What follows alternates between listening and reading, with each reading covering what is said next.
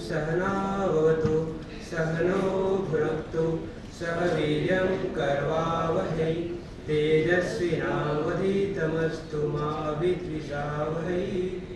Om Shanti Shanti Shanti. Right, good evening, ladies and gentlemen. Welcome for our evening's program. It's good to see you in good numbers.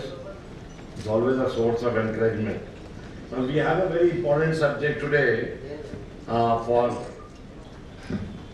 discussion, that is Indian economics, myth and reality. The exact subject, the title has been evolved by our guest speaker of the day, Professor Vaidyanathan, who is a very distinguished economist in the country, and he is also a dean for economic studies in the Vivekananda International Foundation, and he's just joined us on that account, and we welcome him very warmly for that. A few words about the Professor Vaidyanathan. He is a professor of finance and control and UTI chair professor in the area of capital markets. His areas of interest are corporate finance, investments, portfolio management, risk management, and also includes pension, interestingly. He is the founder chairperson of Center for Capital Markets and Risk Management at IMB. He is a national fellow at ICSSR. As a visiting Fulbright scholar in corporate finance at the University of Illinois, US, he studied the credit rating mechanisms of major agencies like S&P, Moody's, etc. So there are lots and lots of things which are there. I will not read those out to you, but he is an established economist, and what is even more important is that well versed and well sort of initiated towards Indian model of economics. That's what later on when you have the question and answer session, you may like to concentrate and focus on that direction. Now, few words before Professor Vaidyanathan speaks to you, which I like to mention as a layman, and which I'm sure most of us in the audience are also in that variety, is certain ideas, with certain thought process which are confusing the mind. And I'll just say a few out of those. The most important thing is that India, which the world had perhaps given up as a nation which was an underperformer or which was not living up to the expectations, has suddenly become a very attractive option or a destination world over. That's very interesting. And people do hope that the new government will now, which has a very good majority in the Lok Sabha, and thereby meaning that it has a very stable government and a government which will not get hampered by the voting pattern, at least in the Lok Sabha, will be able to bring in the much awaited reforms. That's what everybody is expecting. Now, what is the government's performance like? It is a mixed record. In the foreign policy, we have done exceptionally well, I think, except some people may question the policy towards Pakistan and that we are too soft towards them. And as far as the home front is concerned, economic side is concerned, the initial euphoria which was there, it appears has somewhat subsided. And people are now in a position where wait and watch has become the buzzword. Also the fact is because people, when you meet anyone who wants to do business with India, first the sentence which he speaks, ease of doing business in India, it really is not much of change. Fortunately for the country, the oil prices have dipped and that has reduced huge pressure on the government, and they have also made sure that 80% or so of the benefit of the money they have kept to themselves, and about 20% is going to the user. So that is fine, and the total subsidy, which was around some 50,000 odd crores, if my figures are right, that is now somewhat eased out. So that has been a big relief for the country. The other parameters are also doing pretty well. If you read Mr. Chidambaram's column, which comes I think every Saturday in Times of India, he feels that all these things which have now come about are because of the UPA's policies in the economics. And they are like the inflation is an all-time low. The current account deficit is dropped to a very good level. The fiscal deficit is coming down. The growth rate, according to the figures which have been coined by them and devised by them, is going up to 7.5% or maybe beyond, and that's what the world also perhaps believes. That way, all these things are doing well, and the indicators are good. Also, the government is well pains to explain that they are sanctioning a lot of infrastructure projects, and things have started moving well. As a matter of fact, they have done very well in the coal sector. At least the coal mines and all that have been revived, and the work is now going on at a full speed in those directions. But there are few factors which are worrisome. According to what one reads in most of the economic magazines and all that, around 11 million people would need jobs every year. That is the youth which needs jobs. And the government's capacity to give jobs is not more than about 1.5 million to 2 million. And as India is getting more and more technically advanced, you are finding that the number of people that you can employ are very few. I give you one example. When I was in service, I visited the oil refinery at Jamnagar of the Reliance, and in that total multi-billion-dollar project, there were only 300 people who had been employed. As a matter of fact, after that, they took us to their garden where they were employed, I think, over 2,000 people. In their garden, there are more people than in the factory. But that will perhaps happen in most of the places. Now then, how does the employment come about? And if the employment cannot be provided, then what is the alternate model which can be brought about?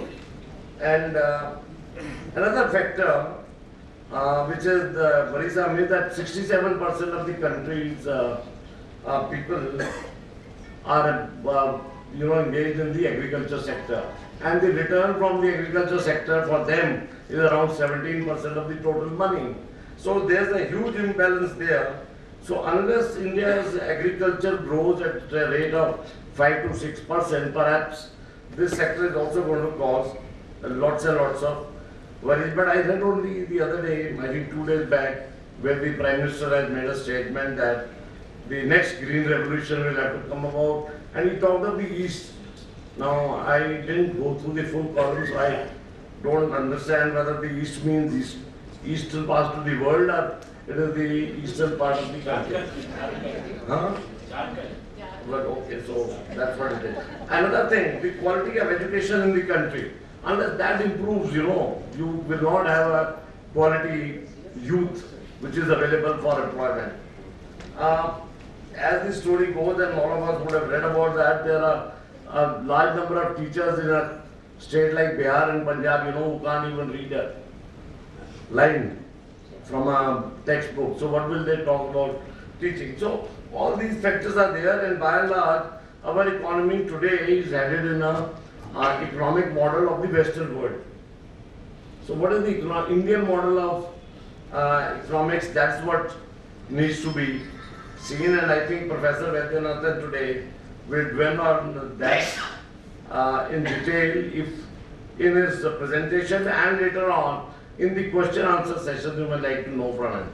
So I will hand you over to Professor Vaidyanathan, who will take around 45 minutes in his talk, and after that you are welcome to ask questions, but like about half an hour after that. I'll thank you very much. So on to Professor Vaidyanathan.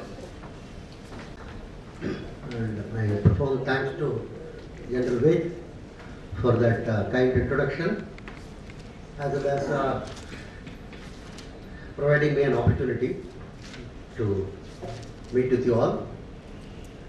And recently, I think he was mentioning the honorary dean of the economic studies here has been conferred on me. So I am expected to work with VIF for a reasonably longer period of time. Before we get into our main theme, I thought 5 to 6 minutes we will spend on what is happening in the world. Because I am sure every one of you will be reading about Europe, Greece, and the crisis and the tension, and everyone is eagerly talking about it, and some people are telling it is going to be having significant impact on us, and lot of debate and discussion is taking place in the newspaper. But essentially what is taking place in the world is, in 1990, the G7, I am sure most of you would have heard about it, had 51% of the global economy in terms of GDP, adjusted for purchasing power parity, inflation, foreign exchange fluctuations, and the emerging markets had something like 36%. Emerging market, primarily India, China, Indonesia, and Brazil. These are the 4 large markets. That was in 1990. But if you come to 2013, which is a very tectonic shift which has taken place, we will come to that. 2014, last year, China became the number 1 compared to US in the ranking of the world economy today under purchasing power parity basis. China is 1, US is 2nd, and India is 3rd. Japan is 4th. So there is a massive shift which has taken place, and now G7, I think all of you know, is not G7, G20 it has become. When there is a crisis, you tend to add more people to the group, because per capita problem will be lowered. That's what is imagined. So now it has become G20. India is also a member of this, right? Not that we are in the main table. Main table till 7 fellows only sit. Our PM and others are given one stool and asked to sit. Photo opportunities are given, of course. So G20, but still if you only focus on G7, their share of the global is something of the order of 30%. Emerging economies are 52%. And the IMF forecast says this G7 is going to have 25% in another 6 to 7 years. What from half? And actually that is the crisis. That is the crux of the crisis. The decline of G7. When did they start rising? 1820. 1820. That was the period of rise of all these countries. And by 2020 it will come to a halt. And they themselves, it is not something which we are, they are telling the axis of economic power has shifted to east. East in the world situation. So that is the major part of the crisis which is faced by the world today. In other words, it is not a crisis for us, it is an opportunity for us. Somebody else is declined, but we also feel we are also in crisis. Because they say they are in crisis, we are global, so we are also in, without understanding the structure of the thing. Why are they in crisis? They are in crisis because their level of debt is phenomenally high. All of their debt. It is not last year or year before, from 1990 it is getting accumulated. These are all January numbers. Now the numbers are much higher. US is now more than 300% of its GDP. 17 trillion GDP, its debt is 300%. China is 184%, and now Britain has crossed 500%. We call our own Britain. Our own Britain because sooner or later, I tell you, we have to run that country. I'm serious about it. It's in such a bad shape, they will give it to us. All these countries are phenomenally indebted. And Greece is something like 800%, not shown here. Massive amount of debt. And there are three types of debt: government debt, corporate debt, and household debt. Government debt, nothing much to worry. Because every government has got one Nafik press with them. You print notes and you meet your obligation. Greece can't do it. Because Greece doesn't have a press for euros. Euro cannot be printed by Greece. That is a crisis for them. India can print, every other country can print. Of course, that will add to inflation and other issues. But sovereign debt is not such a major issue. Next is the corporate debt. Corporate debt also all of us know finally devolves on government. If I borrow some 40 lakh for buying a flat, every month I will discuss with my wife how to pay EMI, how to meet the thing, how to cut the thing. Let's not go to hotels more and other things. Right? If you borrow 400 crore, who will be worried? From bank. Banker will be worried. So if you have a larger amount of indebtedness, the lender is the person who will be worried, not the borrower. That's the fundamental aspect of financial debt. That is why Greece is not so much worried. All others are worried about Greece. When European Commercial Bank or Deutsche Bank says Greece problem should be solved, what they mean is actually our problem has to be. Corporate debt is always devolved on the government. Larger, one gentleman from my city, I am sure you would have heard his name, right? So he is happily going around. 8,500 crore is indebted. He is also willful defaulter and a Rajya Sabha member. I can't imagine. He is a lawmaker. He is a lawmaker. Huge debt. Right? He was earlier in liquor business. Then he went into talent. I asked him, why do you go to unrelated? He says, Professor, I want my customers to go high in both of my products. That is why So corporate debt is not such a current contemporary situation. Most of the countries, corporate debt finally devolves on the government. Unfortunately. But the third debt, which is household debt, is the fundamental issue. Household debt cannot be transferred to government easily. Both consumption debt, credit card debt, what you may call, as well as the education purposes, and house itself, mortgage. These are the three major components.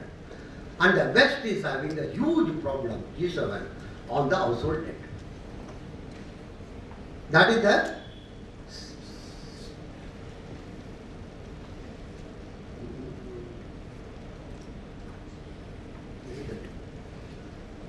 unbelievable levels of household debt. Above their neck, each household. Primarily it is credit card debt. The limit in US used to be 15 trillion US dollars when their GDP was 17 trillion. Everything is on credit card basis. Why it has become like this, sir? For the simple reason, there is a 6-letter word called savings that has been forgotten. That has been removed from the dictionary of G7. Households don't save anything. 2%, 1%, sometimes less than that also. There is no idea of saving. In the 90s, US used to release what is called savings data.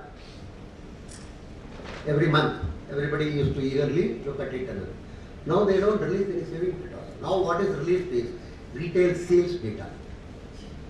How much is sold in Walmart. The whole culture has changed in the last 20 years. Shopping is equated to happiness of the people. Large portion retail sales, greater is the growth and happiness. Retail sales has come down, huge amount of worry. We will come to that. There is a big group in US which also wants Indian women to spend. They feel these people are too much saving. That is the current complaint. So household debt is something which is eating away the value. So the natural question is, all of us are human beings, whether it is Americans or Europeans. Why should the household debt be so large there? The principal reason is the institution of family has declined.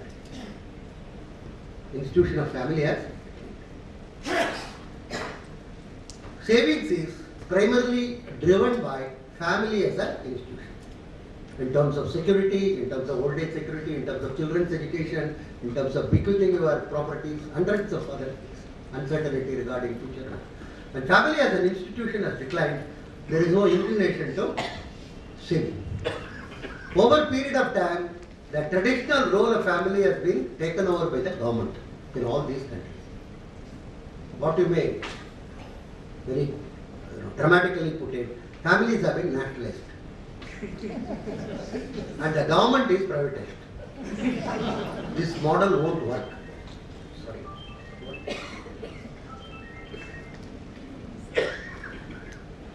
Sorry.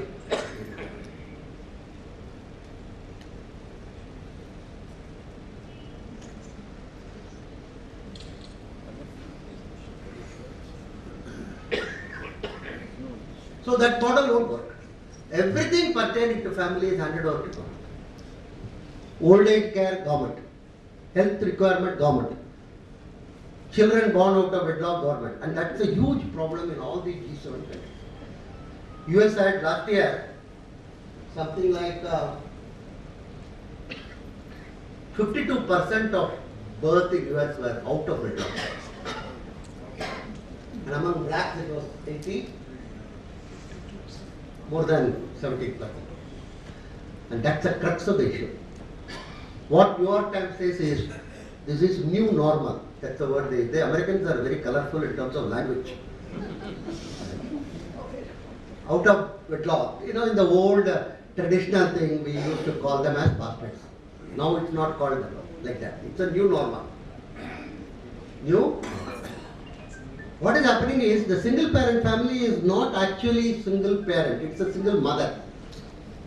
Actually it is single mother who is struggling hard to keep up. So state has to come forward to fund for each child. UK there is a study which says having more children is investment today. Because for every child £250 is given by the state. So if you have 4 kids you have £1,000. If you go to work you get £600. It's much better. It's a huge social crisis, massive social crisis. The issue of family as an institution, and one doesn't have to weep that family is gone, but alternate institutions have also not come. That's the issue. Because the social order should have some building blocks. So it was a joint family, then it became what is called the husband and wife only. Then it has become only madams, only ladies. Right. So from joint to nuclear to proton. And that's the crux of the crisis. Which you see, this crisis is not a bond market yield or share market. People are those are, and over and above that, the major issue is in Greece today. 50% or 25% is the unemployment rate. It's a small country, 1.1 crore, much lesser than many of our union territories or states. In that, 25% is unemployed. 50% of youth is unemployed. That is a very explosive thing. In Europe, youth means 16 to 24. I should define that. Because here 45, 50, everybody is. It should be very clearly. So it's sitting on a fuse. Let me repeat it. Europe is sitting on a fuse. In France, there is a huge amount of anti-migrant, anti-Euro group. Le Pen party. Some of you might have heard about it. His daughter is now. And the anti-migrant is also becoming anti-Islam because significant portion of the migrants are belonging to Islam. So whenever there is a economic crisis, you tend to blame the migrants all over the world. Things are not going well. Who is responsible? Of those fellows who have come here. and economic prosperity take place, you want them all there because you want them for your activities. So this is what is the situation in Europe. I won't give it more than 3 years. One important thing is last 1500 years, you go back in history, all crises emanated only in Europe. All global crises, 100-year war, 30-year war, 50-year war, First World War, Second World, anything, only Europe. Not any other part of it. So the Greek next week will be chucked out of the Europe, and what they pompously call the Greek project, the Euro project will come to an end.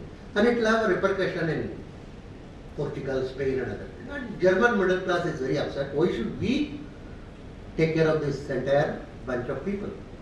72% of Greece income is spent only on paying wages and pension. They have stopped paying pension.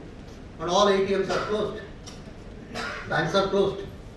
So this is a very explosive situation. That is where they are. Now let's come to our situation. Where we are and of course in this I should also mention, somewhere in 2008 somebody interviewed me, how long it will take the crisis to come back, recover. I asked what crisis? They told, sir, you don't know this global crisis. I told it is an Anglo-Saxon crisis. It's not a global crisis. But since you are asking, it will take 40 quarters to recover. She divided 40 by 4. 10 years it will take, sir. 40 by 4 is normally. After that, no business channel came to me. They thought this fellow is. Very recently, one BBC business channel. Wow, I told 80 quarters. 80 quarters, 28. You see, I am a teacher. We never say very much negative things. Please, if a boy gets 5 out of 100, I say scope for improvement. Right? I can't tell him you are a useless boy because he will immediately take it to National Human Rights Commission and other problems. And then he will bring all issues, language, caste, so many things he will bring.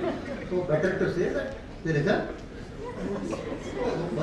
other day, one fellow didn't submit assignment. I asked him, why are you becoming lazy? He says, don't call me lazy, sir.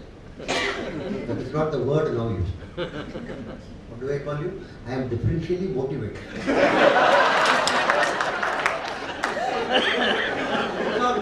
Very tricky situation.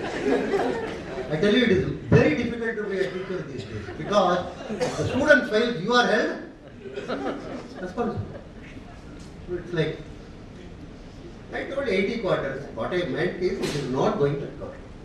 Take my word for it on this auspicious day of 30th June. G7 is not going to recover. Period.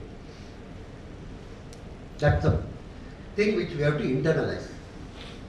Then what will happen? Where are the funds going to go? You look at the world map, you will find only one place funds can come is India. Everywhere there is a bushfire all over you. Middle East there is a bushfire. Pakistan wants funds. They say we are leaders in IT. I was very confused. When you be leaders in IT, you know what? I have never heard about IT means they say international terrorism. So all over you find this place you cannot. Eastern Europe is in flames. So only one reasonably balanced place is ours. So we should leverage on it. Instead of making it appear as if they are doing us a favor, it is not actually, we are doing them a great favor. Because there is a huge amount of opportunity we are providing to global funds, particularly the pension funds. Pension funds are in desperate look for markets because approximately 18 trillion global pension funds are, and their problem is longevity risk, they call it. Most of the people in this G7, Japan and other countries live up to 84, 85. That is at 60, your life expectancy is 25 years. If you live long, kindly note for a pension fund, it is a risk. They want you to die tomorrow. Very simple. Insurance fellows do not want you to die at all. So this 18 trillion is looking for opportunities. But we tend to believe or we tend to think that they are doing us a great favor. They have to come here. You don't have to. May not be tomorrow or day after, but where else they will invest. And our returns are reasonably very good for them in terms of their requirement. What about our own? This book, of course, contains most of the thing what we are discussing about. This was released here only. So the best thing is for you to buy and read it. Right? The super best will be buy, even if you don't read it. I can't tell my students even to read this. So, but if you buy it, it's available on Flipkart. Almost all the message, tables and other things we give is covered in this. Okay, first thing is, how does our economy look like? Our economy is primarily a partnership proprietorship economy. That's a fundamental which we have to recognize. Ours is an economy consisting of partnership and proprietorship who are nearly 50%. Corporates constitute something like 14%. And within that, this Bombay Stock Exchange NSE corporate will be 4% or something. Not more than that. But the huge noise is made about them. All the pink papers, all the channels, everything is only on that 14% or within that 4 to 5%. The 50% is not bothered about. That 17% is periodically bothered about because of the news about suicide and all that. That is the nature of the issue. The more interesting thing is they are classified. This 50% is classified as unorganized sector. Finished. What I call terminological terrorism. That is one type of. There are a lot of terrorism going around in the world. One is the terminological terrorism. When we were growing at 4%, the left economist Krishnaraj told it is Hindu rate of growth. Finished. That's all. No more discussion. Why you can't grow? Because you are growing at. So somebody asked recently, we are growing at 8.5 in the last few years. What is this? Is it a Jewish rate of growth or what? So terminology is extremely important. And we are a very peculiar country where 50% is considered residual. How can you do that? 4%, 5% can be residual. Not 50%. Sometimes the word used is unorganized. That is another vegetable vendor near my one lady. She comes every day morning 7 o'clock. Half a truck of vegetable she brings with her in her scooty, small vehicle. And then night 8 o'clock only she leaves. Throughout the year, 1 or 2 days she may be going to her hometown. Otherwise she is absent. I investigated and found she is called unorganized. Why should she be unorganized? She is much better organized than global MNCs in India. She knows her customer, she knows the credit, she knows. So terminology is very, very. So when I read that she is unorganized, I felt very. My sugar level went up another. After 10 pages in the same literature, I read government is classified as organized. It's something phenomenally interesting actually. Why I want to say is in economy, we should know that classification, the mechanics which is done. We just use them without really wondering about it. So the first thing is, we are a second is services. They constitute 2/3 of our economy today, approximately 2/3. Services mean immediately everybody remembers only Narayan Murthy. I come from that city, so nothing wrong about it. But that is not actually the services consist of huge amount of activities like construction, wholesale, retail trade, then you have transport, and we have hotels, restaurants. All these activities constitute service. And in all of them, partnership proprietorship firms are the dominant ones. Trade, entire trade in this country is conducted by small fellows. Recently only we have got some malls and other things. Otherwise, large portion of retail trade in this country is conducted by partnership or mostly proprietorship, one man show. And the same thing about road transport, truck transport, 2 truck owners, 3 truck owners, right? We don't have Greyhound or anything like that. Same thing about restaurants, fast food restaurant, somewhere you stand and eat only, very popular in our part of the country. We just stand and eat. There's no place to sit down. Huge number. And kindly note, that is the fastest growing business in this country. Restaurant. 9 to 10% CAGR we call it. Compounded annual growth rate. Last 10 years. Nobody has focused on that. That is the real fastest growing. Followed by trade, retail.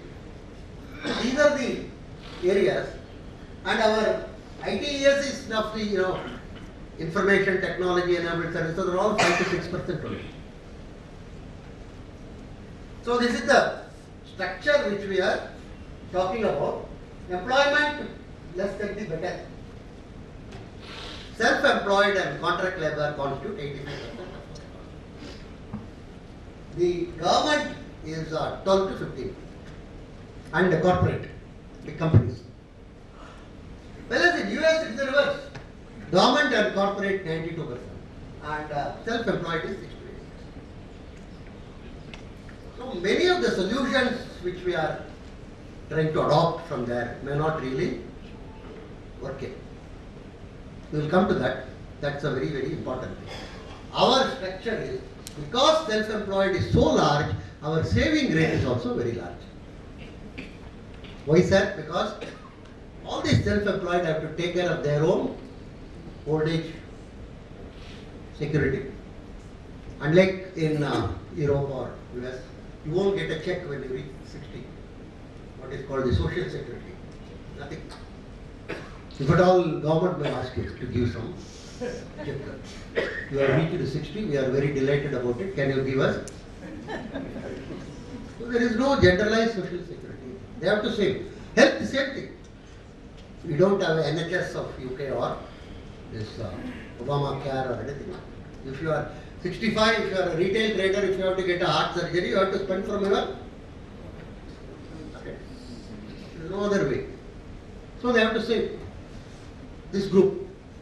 Education, very expensive. Believe me, sir. Lower you go, higher is the cost today. UKG and LKG are all very expensive. Both at the entry level, huge donation you have to give in cash. Right? And the worst part is, your parents and grandparents are interviewed also. That is something which is, they have to study hard to update themselves. Education is very expensive. Couple of lakhs and you have to pay lakh, and for that also you have to pay. The very peculiar in India, banks don't finance school education. They finance IIT and IIM. I am on the board of some, I can never understand this. You won't give money for foundation. For third and fourth floor you will provide money. How can it be? There is no logic at all. Why are you not financing school education? You can make the parents pay on a EMI basis. But banks have a notion that if we finance highest levels, that would be the best. So for that also you have to save for all these self-employed people. It's a very, very interesting type of a situation. We will see that. Then there is one major thing, share markets are barometers of our economy. Periodically, all the print papers, the free TV, every channel, everything. Market is down today, market is up today, phenomenal amount of things.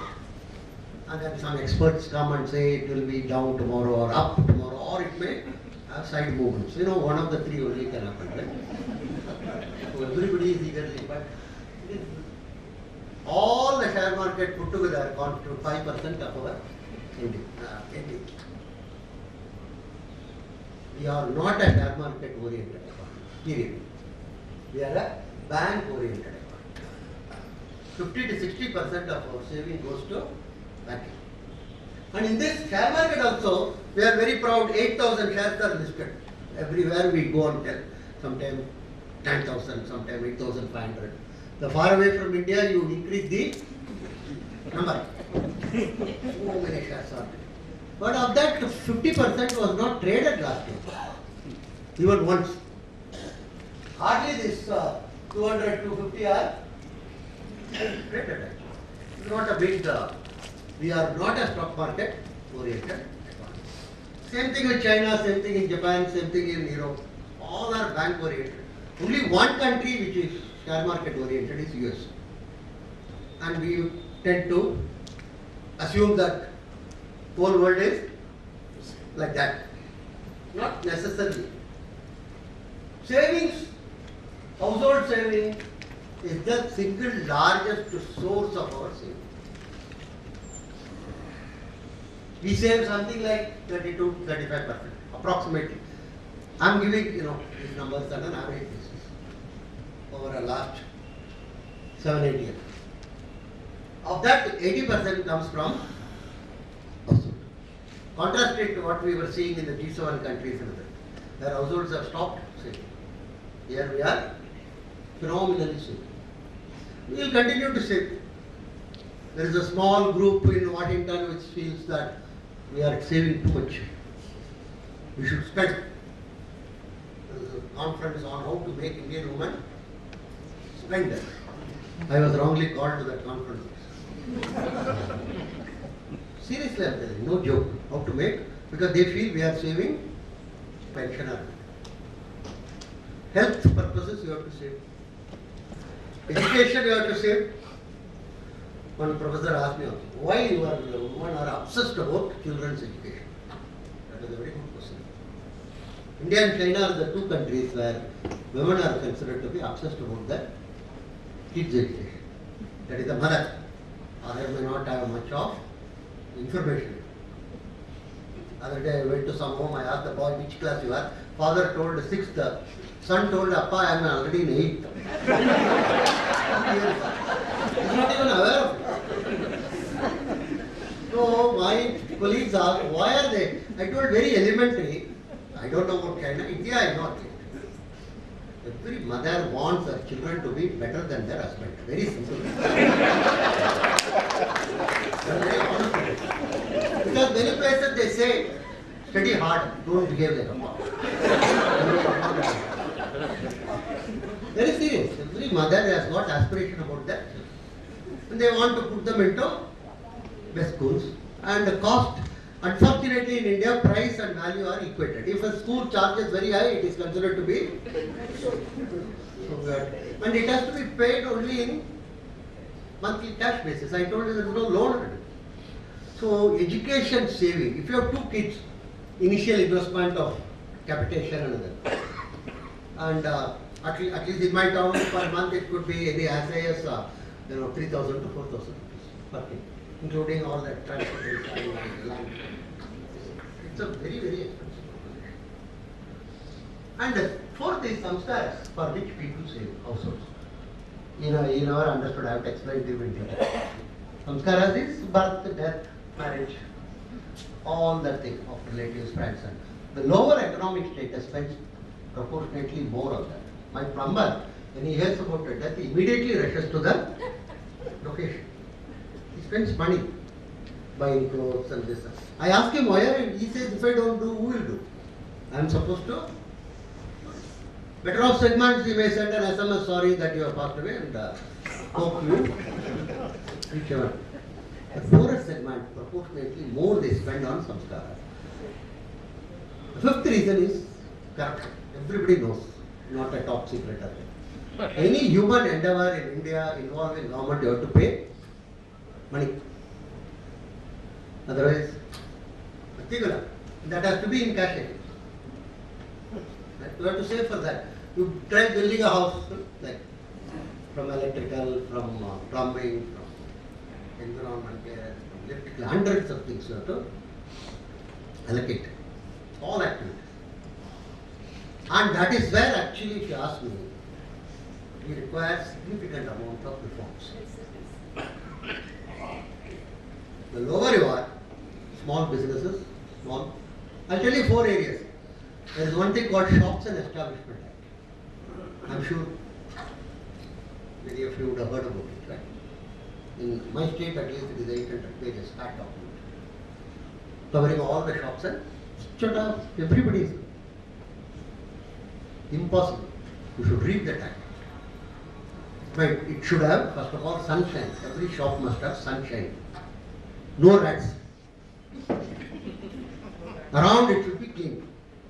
Every day morning I buy bread in a shop. I give money, he gives me the bread. In between us there is an open drainage.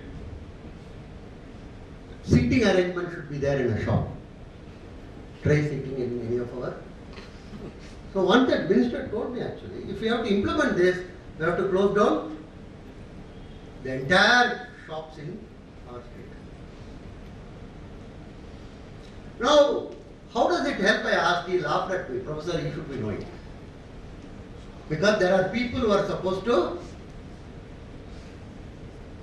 regulate and implement it. So they go around collecting money. Very simple. Single largest source of revenue is the Shops and Establishment Act. Many people may not even know about it. There is something else called Food and Adulteration Act. Again enforced at the state level, corporation level. He is supposed to check whether the dosa has got fry or not. Every week he comes near my home, there is a fast food restaurant, what we call Udupi, in our. Every week he comes, one envelope is given to him. So that's it. I asked him, why do you give it? 200 rupees. What do you give? He says he has draconian powers, he can close my shop. If he closes on a Friday, Saturday, Sunday, it's a major business for me. My flower vendor, who earns something like 300 rupees, pays 20 rupees every day.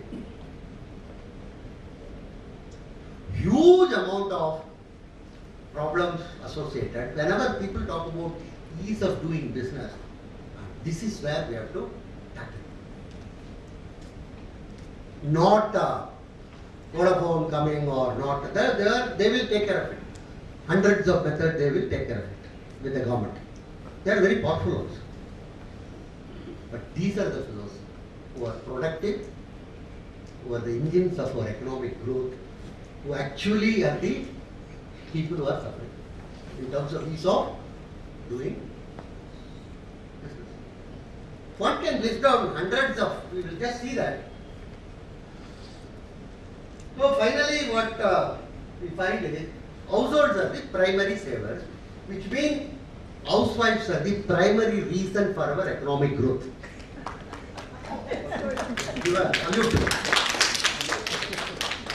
Somebody asked me, one big man in finance in Delhi sometimes, Professor, who is responsible for our? I told the average house. A statue of her. From Kottayam to Kogima, one lady will stand like this. Below that you write, thank you, madam. They are our. It is very tough, I am telling, in the context of inflation, that they could save so much. It's not a joke. And manage the, and lower you go, more and more it is difficult to be a saver. But they are all savers. And that is what our. And there is a share market, we don't give you up, I told you. Hardly 1% of our saving go into share market.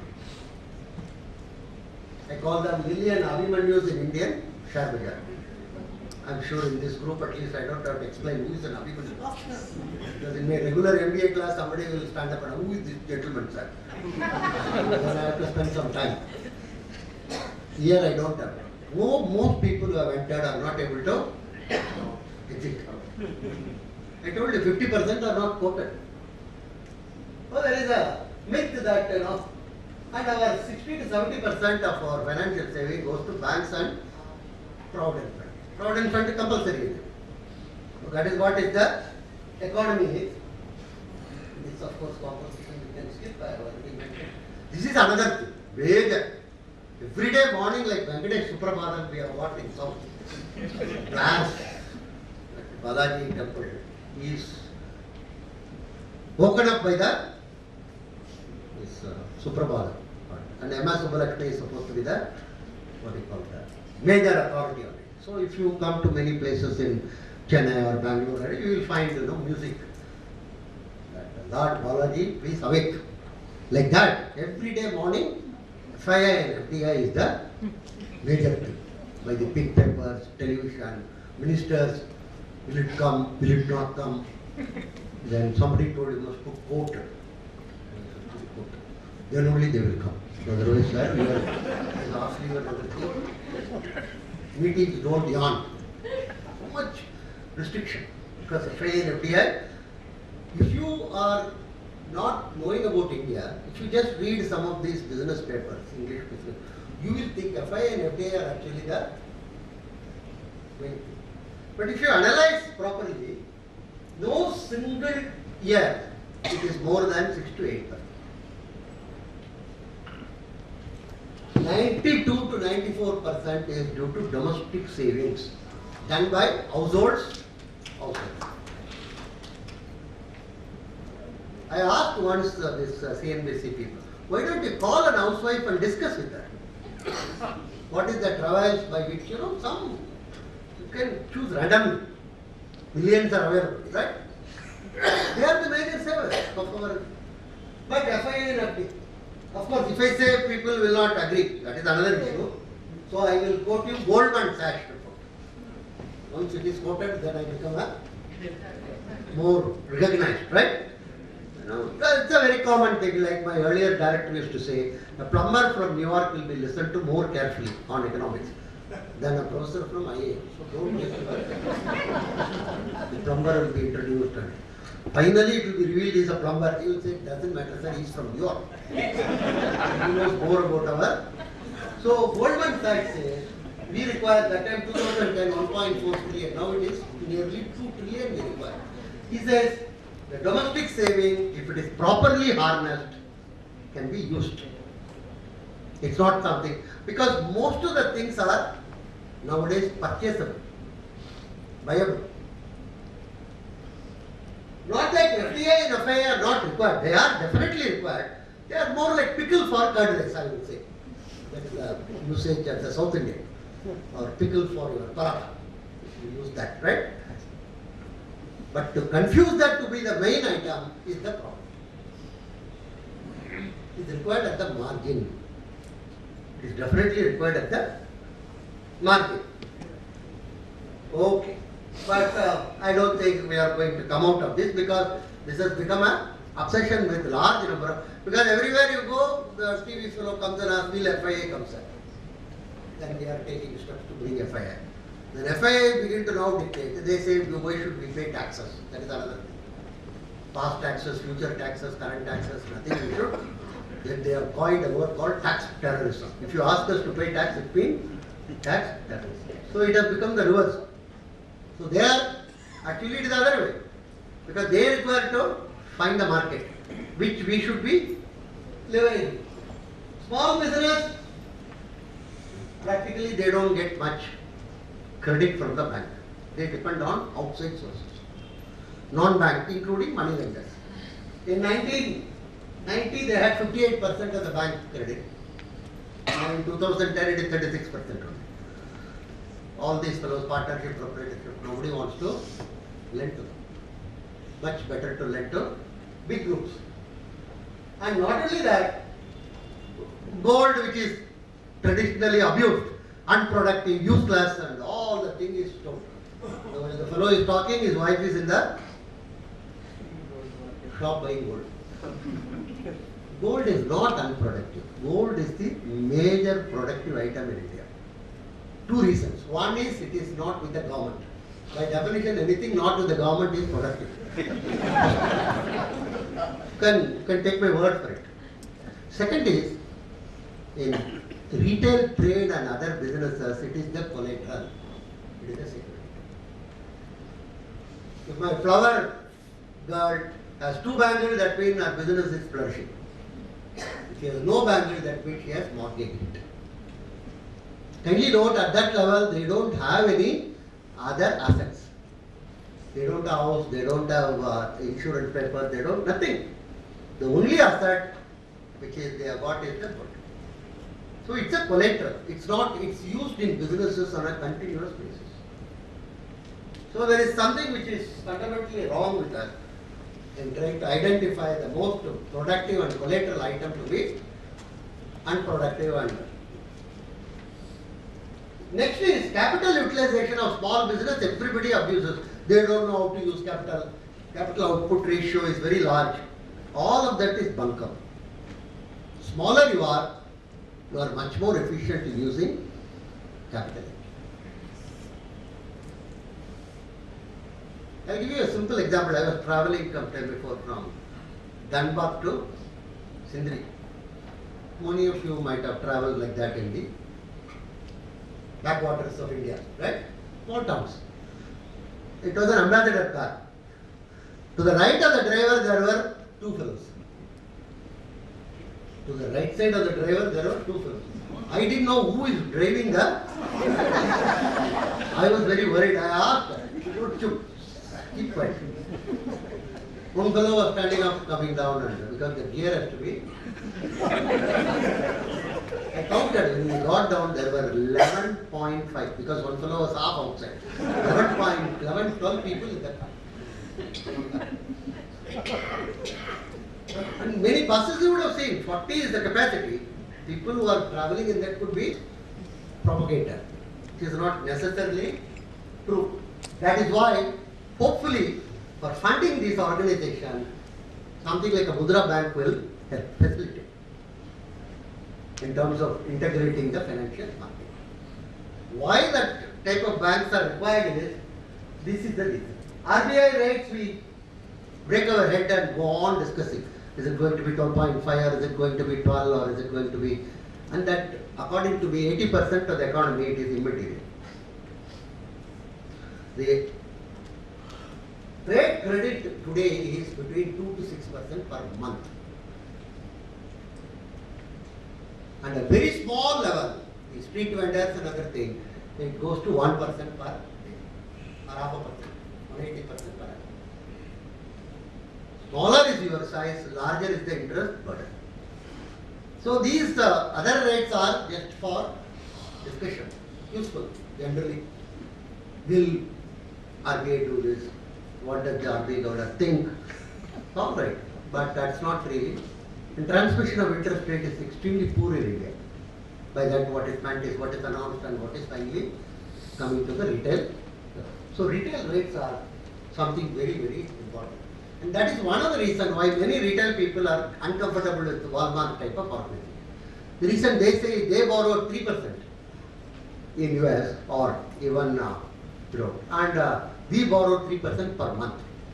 So where is the comparison or where is the level playing field? This gold we saw, gold is unproductive, and last year itself 850 tons we got. And Middle East another 200. Middle East gold is also bought by Indians only, not by sheikhs or anything. Only the Indians who are resident there by the 1/3 roughly we buy. And kindly note, very important thing, it is a major old age security for women. This is not realized by many people, actually. One of the imported economists who was talking with me, I told you write imposition. 108 times you write. Free gun, free gun, free gun, like that. You ask me why. Then only you will understand. He neither knows about India or anything, but he is a very highly qualified person. I told him, first thing he started talking to me is gold should be somehow made away with. Very upset that people are buying gold. People should buy bonds or shares and everything. At the end of it, you won't get. So there is a traditional in our context where it is the old age security. Actually, there is a superstition, many of you may be aware, that if she is not supposed to remove that.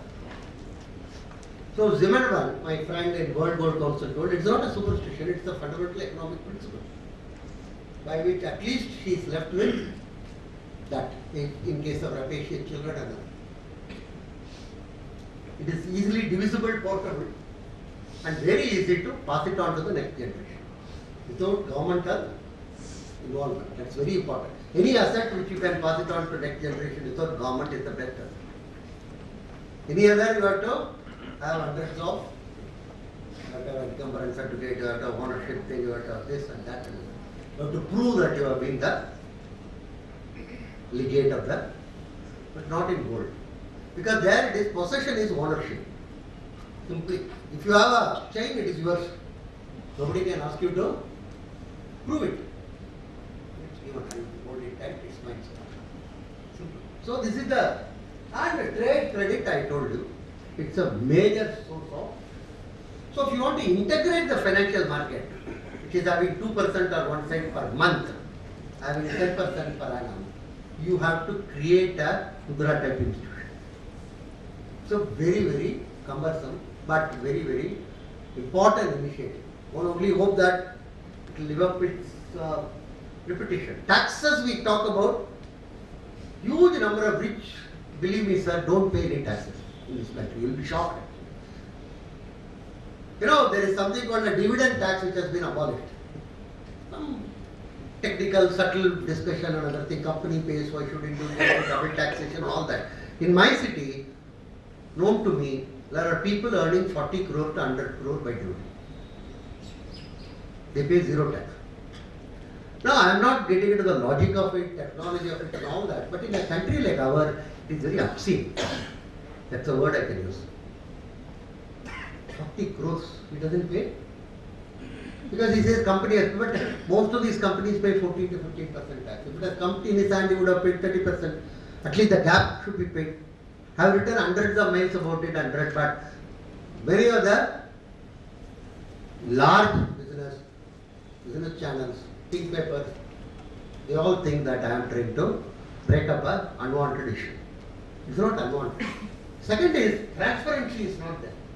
How many people are having dividend of this nature who are not paying taxes? That information at least should be made available. Unfortunately, I would say, one should not say over a period of time, our tax department has become extremely non-transparent in its functioning. It has been misused, abused and whatever by everybody at various points of time. And one thing is MNCs also nowadays are not paying taxes because of the tax havens. You would have heard about it. So many of their income is shown against the tax havens. Luxembourg, Cayman Islands, and even that information is not available. How many MNCs are functioning in India? What is the total tax assessed? What is the total? US is going against them, Germany is going against them, France is going against them. Because in US, Google doesn't pay any tax. Microsoft doesn't pay any tax. Amazon doesn't pay any tax. US is very upset. You are all American companies because they are all showing that they are operating in Virgin Island and Cayman Island. So Indian data itself is not available. All India income tax statistics, there is one they used to bring out till 2009. Fascinating document. That year it was told in Delhi there were 10 doctors who were assessed to tax above 1 lakh. That was in 1999. Obviously there was a hue and cry. How can in Delhi only 10 doctors have income more than?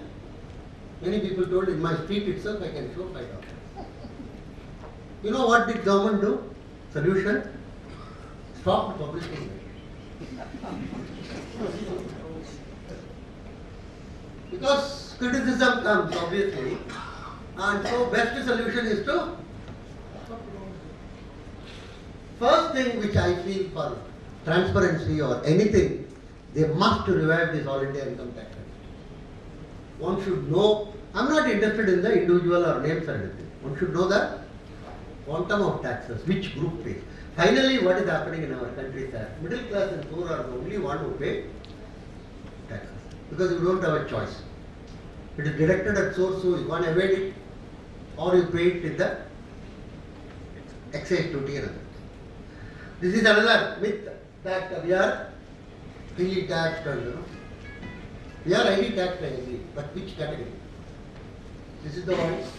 This of course is age-old subject. Initially it was told there is no black money abroad. That was clear assertion. Pre-election time. Many people told you are all. Then told not much. It is there, but then it was told that DTA will solve all the issues. Then suddenly nowadays people are telling domestic black money is equally important. The foreign one can. See, the domestic is a no confidence on government. Foreign one is a treason. Let's be very clear about it. And domestic is productively employed in real estate, in trade and so many. Domestic is not kept in cash. It is employed in the economic activity. Foreign is not in any way used by us. So it is not tax evasion. Good number of it is not tax evasion at all. Again and again we are telling tax evasion and tax. No, many of it is bribery, thievery, huge projects for which you take commission and keep it abroad. Under invoicing, over invoicing. These are not simple tax matters. It's not something like somebody has to pay 10 crore tax and he has not paid. No. Other than that, most important is huge amount of diamonds, rubies and other type of jewels are kept in international banks by Indians for the last 40-50 years. This is also our asset. This is not the asset of which has not been for various reasons. That itself will run to significant amount of money. So it's not just bonds or shares. Even this should be taken into account or consideration. So reform means not share market, retrospective taxes, FII and all that is all. That's not reform. Reform is this. Commercial tax, what is the bombastically known as the state level. Right. Road tax. Unbelievable. Then you have entertainment tax. Shops and Establishment Act, I mentioned to you. Food and Administration Act, I mentioned to you. Excise duty on liquor, single largest source of fraud and thievery taking. Huge amount of cases and cases are sold as seconds. Many a state government fall due to that or right. It's a very major area. Urban land seizing, because it is under the state government. Actually, I studied a lot of this. I am not even today understanding this whole issue of this land bill. It's simply a state subject, leave it to them. It has always been like that. Except when Jairam Ramesh wanted to impress this, what is his name? Rahul Gandhi. Introduced this bill to uniform. There is no need for uniform. If Bengal doesn't want to have a car factory, let them not have it. Some other state will have it. What is the big deal? Simple thing I would suggest to government immediately is to drop that bill. There is no need for it. Yes, say each state will formulate. Interstate, there is always a mechanism in the past also. It's all, what you call, just taking upon your head. Let states decide. Some states may provide more incentives, more investment will go there. And after 2-3 years, other states will realize they are losing out. It's nothing. Anyhow, this whole land ceiling, money lending regulation, again, at the state level. Water, power, drainage, no need to talk even about. All of them are massively corrupt areas of regulation. Registration. Last point I would like to mention, very sensitive, many people will jump on me. Caste is a major obstacle to economic growth. This is generally assumed. Everybody is shouting again. Caste. Even if I talk about caste, immediately people will say you are a casteist. Casteist means finite. After that you cannot discuss anything. Two things are important in India today. I have understood. You are a misogynist. That means you are anti-human. Once you are told anti-human, after that you cannot have. I have to go and apologize to my mother, sister, wife, and sorry I have been. And second is this casteist. These two sticks are very easy to beat you with. But actually, there are 700 clusters in our country. These are the centers of economic growth. United Nations identified 743. I have written that 700. I have visited at least 90 to 100 of them, physically. What are these clusters? These are Tirupur diamonds, Poultry, Printer, Surat diamonds, Morvika. One can go on listing. These are the core engines of our economic growth. That's a good indicator to keep. All of them are caste clusters. All of them are different caste clusters, actually. And what are the advantages in terms of equity capital provision, in terms of liquidation, risk taking, and in terms of loss in business, support to the others, credit for conducting business. Hundreds of these things are because of caste linkages.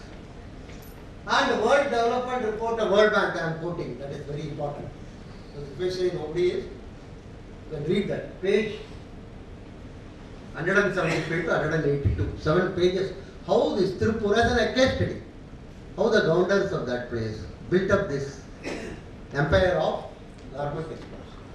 Today it is running to something like 1 million more actually. How the caste helped in terms of marketability, in terms of credit, in terms of providing debt, in terms of providing equity. Enormous amount of writing is there. So, not only domestic, Antwerp diamonds, if you see, the entire diamond market, 70% is run by Indians. A small group called Alanpur Jains. It's a microscopic, maybe percentage of our country may be less than 0.01. The Palanpur Jains control 75 to 80% of the diamond market in India. Again, due to networking of the community. Wall Street Journal write a very nice article on that actually. They told 20 years before, Jews had 70% of the market. Today the Jains have got 80%. So they wrote nicely that this is the first time in human history Jews have been defeated in business without violence. That's the most interesting observation about this group. I have interviewed another thing, how they have helped. The entire thing is based on their community. In terms of provision of capital, in terms of expansion, and they have the back side in Surat. In terms of polishing, in terms of innovating. So these are all clusters. I feel something like 10,000 to 20,000 businesses like this are there, which are a huge future potential for India. All the private equity firms will go to them, to develop them, and then further bring them into the global market.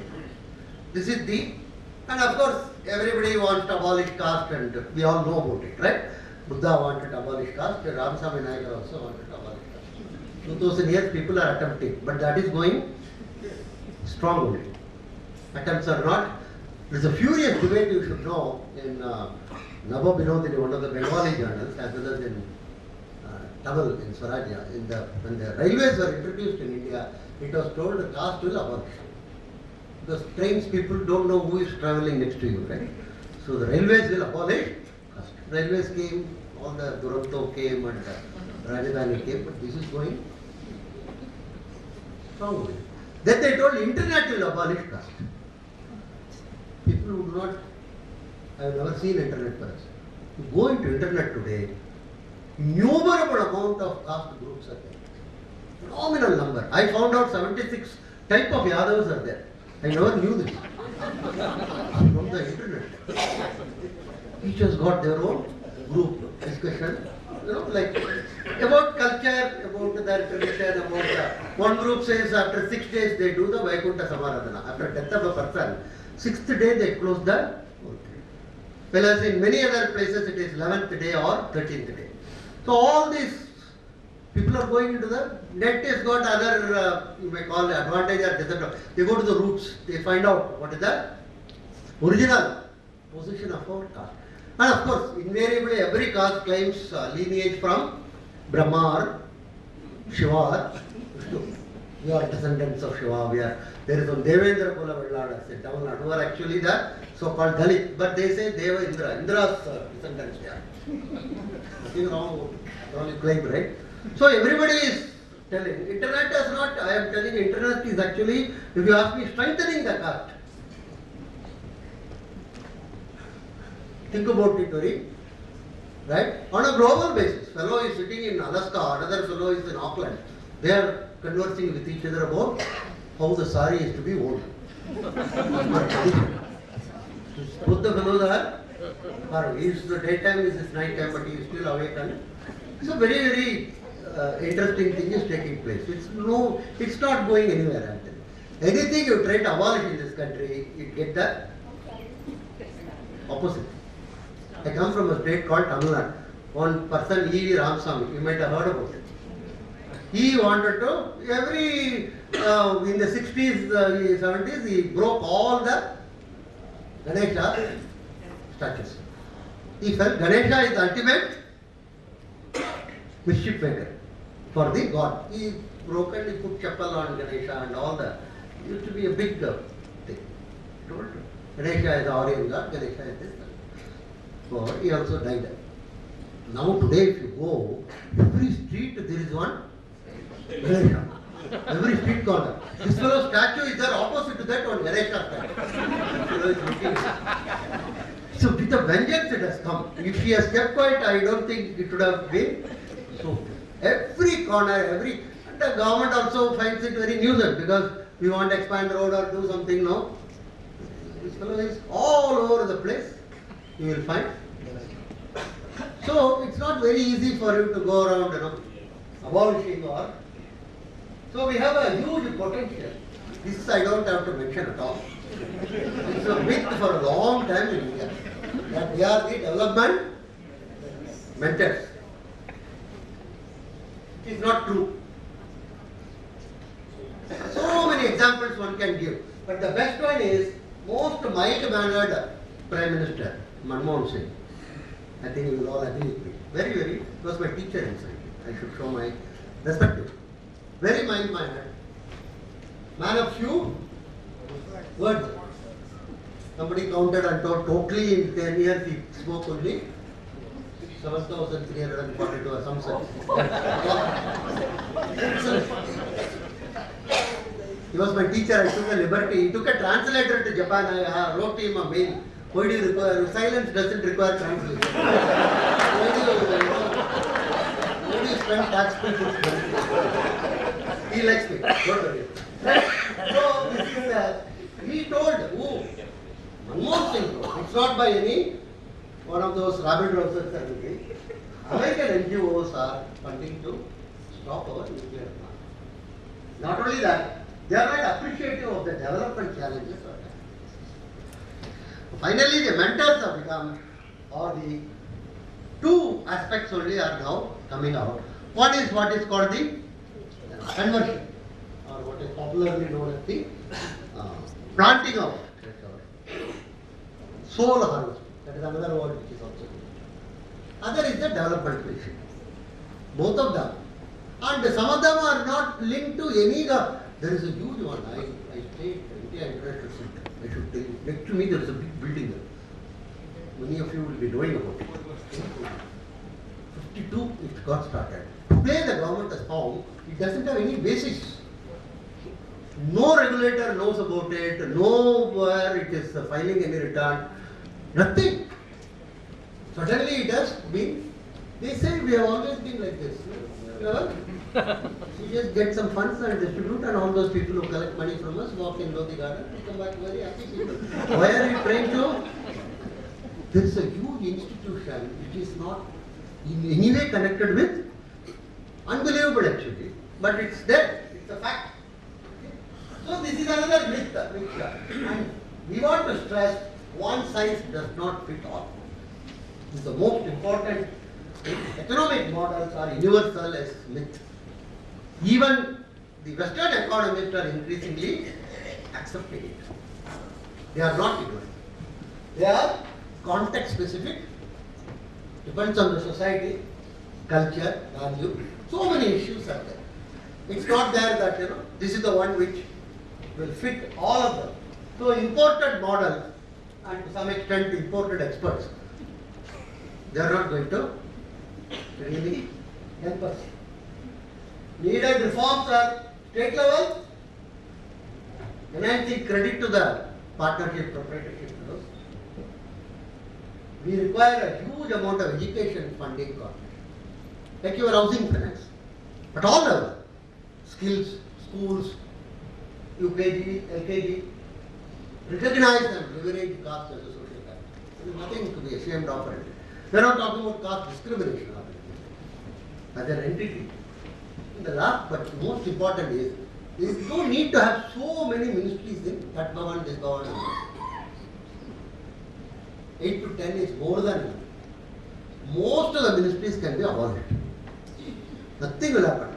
Anything will happen, sir? Nothing will happen. Except those people will not put them into so many other activities. So many human endeavors are there, right? Not required. Why do we require one HRD here when every state has got one HRD? Tell me one good reason, sir. Huge paraphernalia of babus and periodically noises, sounds. Nothing. Central institutions have a regulatory body, that's all. Any of state institutions are having their own state level. INB, that's the biggest Nehruvian racket. Information protection. I don't see any reason why the government should give any awards to these film fellows, and they can among themselves give. Oscar is not conducted by US government. All those dark movies, post-lunch you can never see. Suddenly they are told they are most. Why should government give anything? And then all this Padma, so many Padmas are there. I call them Padma dosas, right? So many. All these are Nehruvian type. No, you see any sensible government, they will not get involved in all these things. Not required. And any of Bhimsen Joshi or MS Subbulakshmi, let me be very frank, you are not going to listen to them because they became Bharat Ratna. To tell me one, are you going to say Bhimsen Joshi, I will listen tomorrow onwards, sir, because he is a Bharat Ratna. Bharat Ratna is a stupid thing. He is a gem on his own. And government recognizing some talent itself is a very major anomaly for me. Government and talent do not. So this is the huge number of ministries I feel should be closed down. You want a genuine reform in India. Nothing will happen.